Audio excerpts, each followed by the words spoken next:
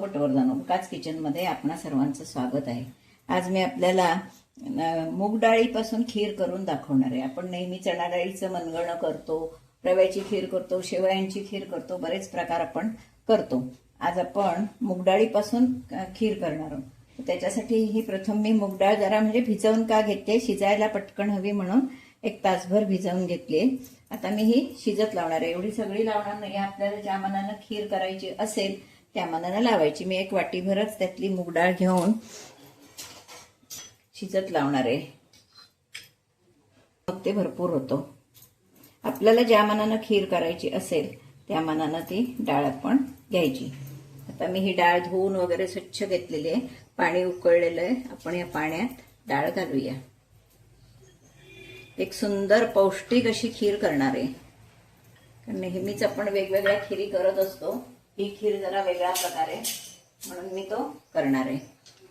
चांगली आपण ही डाळ शिजवून घेणार आहोत व्यवस्थितरित्या। डाळ शिजताना नेहमीप्रमाणे आपण त्याच्यात थोडीशी हळद घालणार आहोत, म्हणजे कलरही येतो, अगदी थोडी।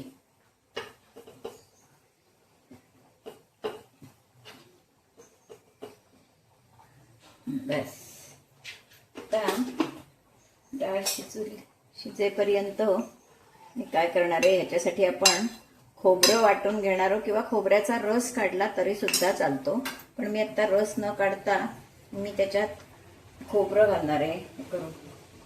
खोबरं घेतलंय, हे मी चांगलं बारीक वाटून घेणार आहे।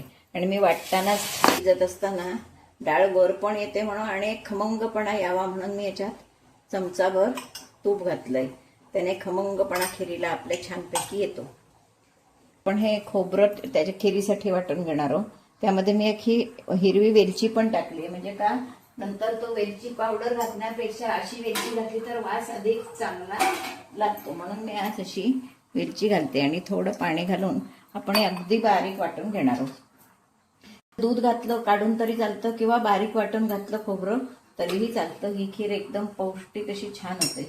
ही मुगाची डाळ सुंदर शिजलेली आहे। आता त्यामध्ये आपण गूळ घालणार आहोत।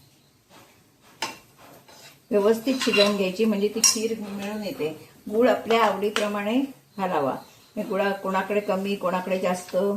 आपण वेलची ह्याच्यातच घातली आहे, खोबऱ्यात वाटताना नारळाचा रस असा काढून ठेवलाय तो घालणार आहे। तो सुद्धा आपल्या आवडीनुसार आपण घालू शकतो, कमी जास्त। पण याच्यात नारळाचा रस घालून दूधही घालतात, पण अशीच छान लागते खरं म्हणाल तर।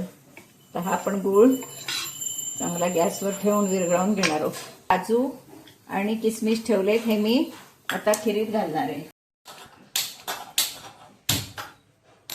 जरा मी मुद्दाम उकळल्यावर थोडं थंड व्हायला ठेवलं होतं, कारण अगदी उकळताना जर आपण हे नारळाचं वाटप घातलं, दूध घातलं तर खीर नासू शकते, म्हणून मी हे थोडा वेळ जरा कोमट केलं होतं। आता आपण याच्यात हे परत नारळाचं सगळं वाटप घालूया।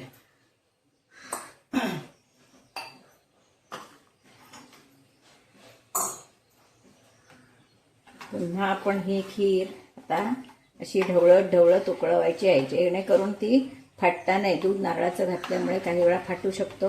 वेलची आपण खोबरं वाटतानाच घातलेली आहे। किती सुंदर खीर होणार आहे बघा, कलर पण सुंदर आणि परत पौष्टिक। ती घट्ट होते नंतर, आत्ता आपल्याला सैल वाटली तरी। आता आपण त्याच्यात वेलची घातलेली आहे, गुळाचा पदार्थ म्हणून थोडंसं जायफळ किसून घालूया, खूप सुंदर स्वाद येतो त्याचा।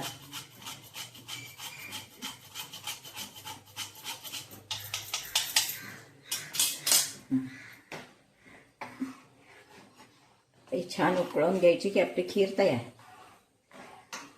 खीर आता उकळी आलेली आहे, एकदम छान अशी खीर झालेली आहे। खीर आता ही तयार आहे। आता आपण ती बाउलमध्ये काढूया। अशी ही आपली मूग डाळीची पौष्टिक खीर खाण्यासाठी तयार आहे। तर ही मी खीर कशी केली, डाळ तासभर भिजवून ठेवली होती, नंतर ती शिजवून घेतली, नंतर ती घाटून त्यामध्ये गूळ घातला, काय काय केलं हे तुम्ही सगळं व्यवस्थित बघा, पहिल्यापासून शेवटपर्यंत बघा।